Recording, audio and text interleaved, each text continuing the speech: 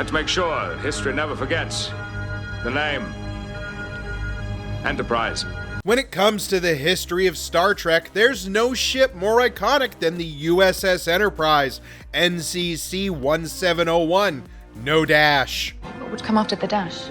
Over the course of the series, Star Trek has given us multiple ships with the name Enterprise. Of course, while TOS was first in production, Archer's NX-01 was the first in continuity. After his pioneering missions, the NX-01 was retired, and decades later, the Grand Old Girl was constructed. Since then, we have had the Enterprise B, C, D, E, F, and now G. However, none of those successors had anywhere near the run the OG had. According to Star Trek canon, the USS Enterprise was first commissioned in 2245 under the command of then Captain April. Since then, it saw 3 more active captains in Pike, Kirk, and Spock, until its eventual destruction in 2285 during the events of Search for Spock. That's 40 years of service, which is a record that is unbroken in the history of ships named Enterprise. Archer may have only got 4 seasons, but it said his ship served from 2151 to 2161, which is a solid 10 years. That looks like forever compared to the Enterprise D, which only lasted 7 years before being